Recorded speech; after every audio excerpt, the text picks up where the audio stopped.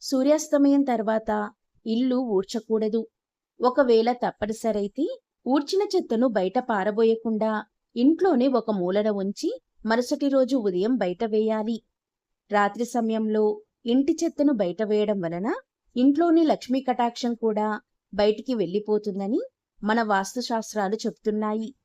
సూర్యాస్తమయం తర్వాత గోర్లు తీయడం, జుట్టు కత్తిరించుకోవడం లేదా షేవింగ్ చేసుకోవడం లాంటివి అస్సలు చేయకూడదు.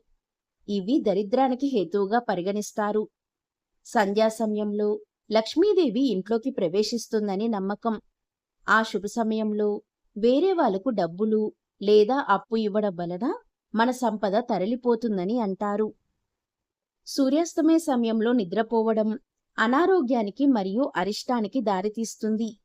గర్భిణీలు, చిన్నపిల్లలు, అనారోగ్యంతో ఉన్నవారికి మాత్రమే ఇందులో మినహాయింపు ఉంటుంది. రాత్రిపూట పొరుగింటివారు అడిగారని ఉప్పు, పెరుగు లేదా పుల్లటి వస్తువులు ఇవ్వకూడదు. ఇది ఇంటి ఐశ్వర్యాన్ని తగ్గిస్తుందని నమ్మకం.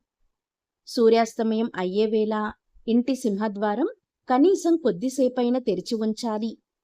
ఆ సమయంలో తలుపులు మూస్తే దైవశక్తి ఇంట్లోకి రాలేదు. సంధ్యా సమయం ప్రశాంతంగా దీపారాధన చేసుకోవలసిన పుణ్య సమయం. ఆ సమయంలో ఇంట్లో ఏడవడం లేదా గొడవ పడడం వలన అలక్ష్మి ప్రవేశిస్తుంది. సూర్యాస్తమయ సమయంలో భార్యాభర్తలు ఏకాంతంగా గడపకూడదు. ఇది దీపారాధన చేసే పవిత్ర సమయం కాబట్టి ఆ వేళలో దైవ ప్రార్థన మాత్రమే చెయ్యాలి. సూర్యాస్తమయం తర్వాత చెట్లు నిద్రపోతాయని మన పురాణాలు చెబుతున్నాయి.